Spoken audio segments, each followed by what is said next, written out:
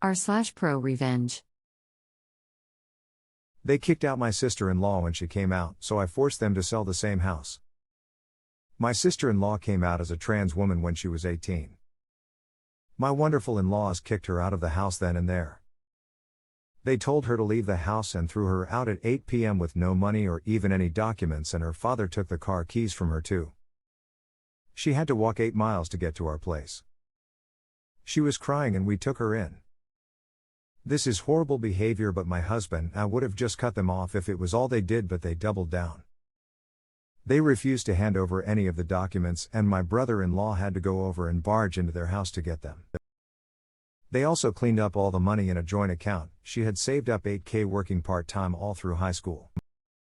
They took the money and also sold her car, which was in their name. They were trying to ruin her life as much as they could. My father-in-law is a small-time businessman and his biggest account was supplying my employer. I had helped him get the contract and it was very lucrative for him. My employer was a family business and they treated long-term employees more like family than as employees. I was talking to my boss about what happened. He told me that if I could find someone within 5% range of the price my father-in-law offered, they would make the switch. My father-in-law offered us really great rates. He was very good at his job, but he had fucked up the contract because even though we always bought from him, we weren't obligated to buy from him. We could switch suppliers anytime, but he got complacent and assumed we wouldn't switch suppliers. It took me 6 months of painful searching to find a supplier who could replace him and get us great rates. This was not a major part of my duties. I had to put in way more hours than normal to find the damn supplier, but when I did find them, I waited for a month before informing my boss. See, my in-laws had been planning to do major renovation for a long time and it involved tearing down a major portion of their house. I waited until the renovation work had truly started before informing my boss. We started to get supplies from the new supplier the next month itself. It crushed his business. It fucked his unit economics and he had to scramble to find new customers. They ended having to sell their house to save the business and they didn't get a good rate for it because the house was well half torn down when they sold it. My in-laws did try to get money from my brother-in-law, but he told them to fuck off. My father-in-law is a decent businessman and he did crawl his way out of the hole they dug for themselves, but even 8 years later they still haven't bought a new house. I have heard they are still sour about what happened. I mean, I was just doing my job and if they had just kicked her out, they would still have the house. ETA.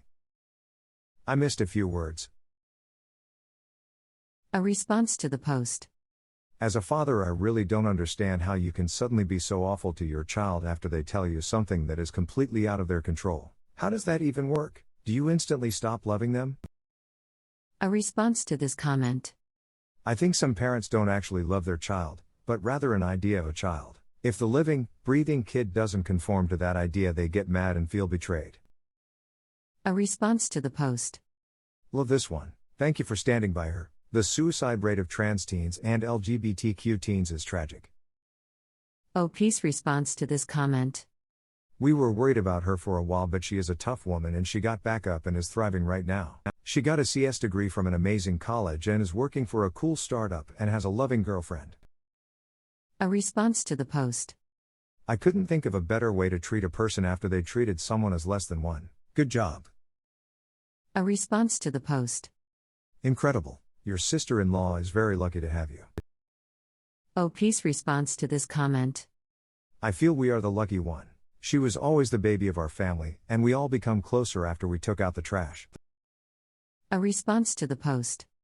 Every time I hear a story about a parent turning their back on their child after coming out, disowning them, throwing them out of the house, etc., I remember that there are actual horrible children that get support from their parents. Murderers, rapists, gangbangers, drug dealers, etc., whose parents stand by them when shit goes down.